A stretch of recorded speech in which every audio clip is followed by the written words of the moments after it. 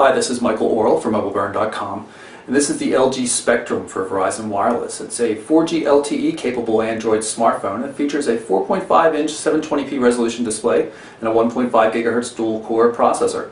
It's available now for $199.99 on a 2-year contract.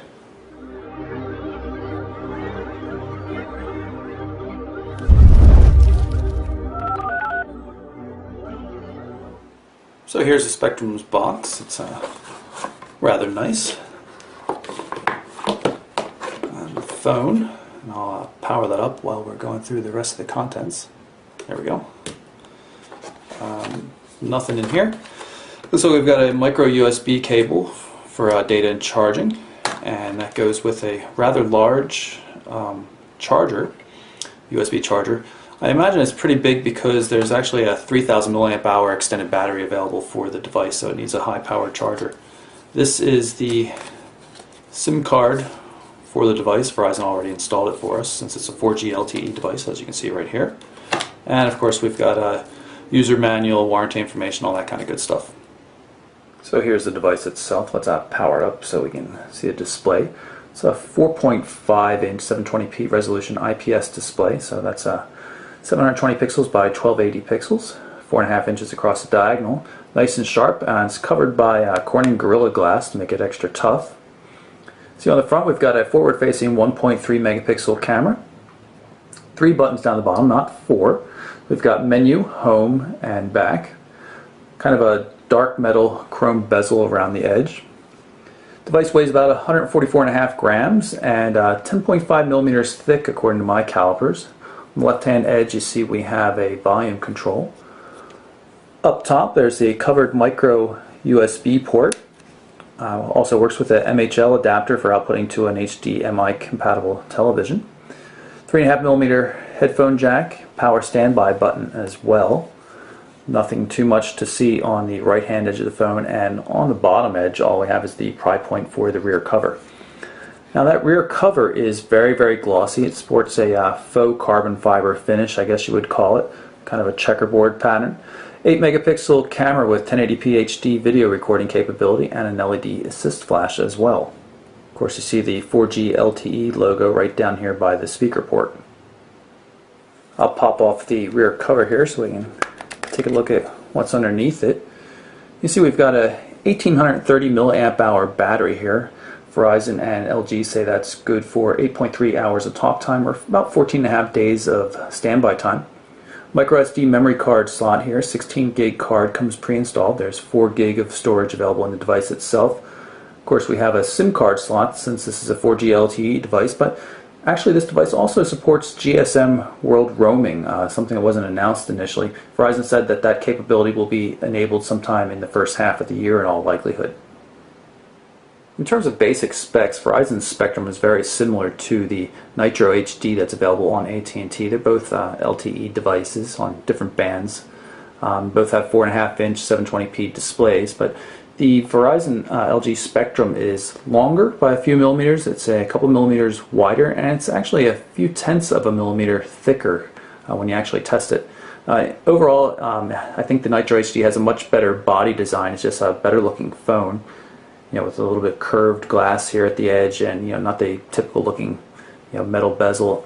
Also has a cooler back that's much more resistant to fingerprints than the high gloss version that the Spectrum has.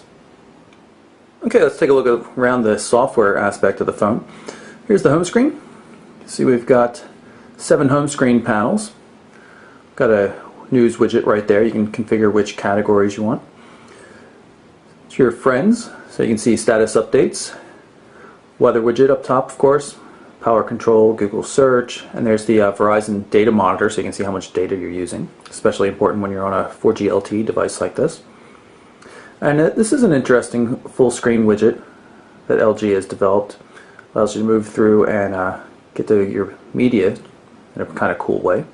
We'll look at some of those applications a little bit later. Home will of course take you back to the main screen. You can pinch gesture to get an overview thumbnail view of all the different home screens. Just tap on one. Pull up the main menu. You can see this runs by default LG's category type main menu. You have the ability to change it to a list view as well with nice index tab, just like you'll see in the contacts application. Go back to categories. You can expand a category or shrink it just by tapping on it. You can see we've got quite a few pre-installed Verizon Wireless applications. Unfortunately, they cannot be uninstalled, which kind of a lot of things to be putting in there, but at least they're out of the way. You can just close off that category. All new applications that you download end up here in downloads, as does the Android Market. So you can see speed tests right down there. I downloaded that to run some quick LTE tests. If I pull down the notification area, you'll see we have some shortcuts up top, changing the ringer mode and whether or not the screen auto rotates, Bluetooth, GPS, and airplane mode. Also, main connection here for Wi-Fi. You just tap on this and it takes you into the Wi-Fi section, so you can pick which network you want. Like some other recent Verizon Wireless devices, it really pushes for you to use Wi-Fi to make an application use Wi-Fi when it's available. Take a quick look at some of the LG home screen management functions. You can see we have the ability to move from screen to screen. It shows you a grid layout so you can see what would fit where. Okay, I'll pull up widgets here and let's just see, pick one of these. Say home screen tips, just as something benign.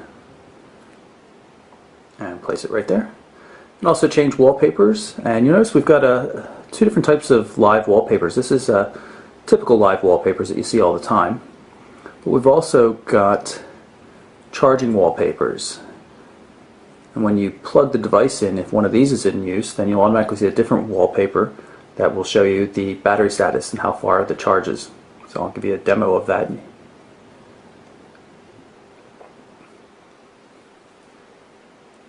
Here's the Nightscape charging wallpaper in use right now, so you can see how it works. As the charge level increases, the lights work their way up the building. Okay, so let's take a look at the web browser here. You can see the Wi-Fi signal is quite weak. Now, I have to admit, I'm a little bit distance from the Wi-Fi router, but every other device I have does fine with it. This device has really struggled with Wi-Fi here on the third floor of my house. So it just suggests that it's a weak Wi-Fi antenna to start with. LTE performance seems to be on par with other 4G LTE devices I've tested from Verizon Wireless. So you can see we have multiple Windows support here. I'm going to jump into the full site so you can see what that looks like.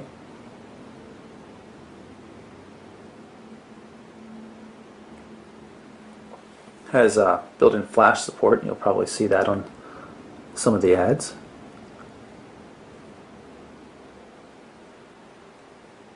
Still loading. Some of those ads have been pretty slow in coming up, it seems. But the device is still performing pretty decently even though it was still loading. You see a picture of the HTC Resound. Even though it's very, very small, the text is still quite crisp. It's really a fine display. So let's go back to the home page. Again, you can take a look at the full website here. It looks quite good.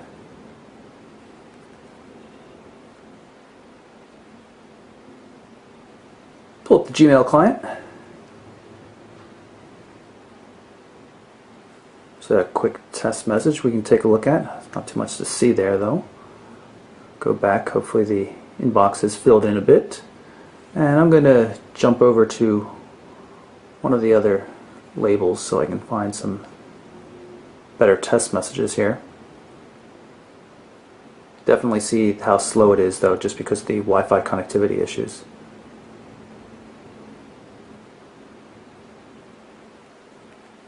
Here's one with formatted text as well as an attachment. We'll download that Excel attachment. It'll load it in Polaris Office Suite. There you go.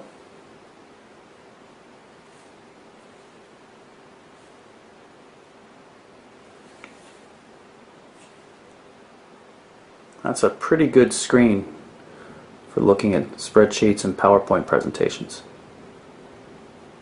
Now I wanted to show you how the other email client works, but like the problems I've had on some other Verizon Android devices, and this one runs Android 2.3 Gingerbread, I've been unable to get any of the email accounts to configure. It always seems to time out and give an error about not being able to get a token.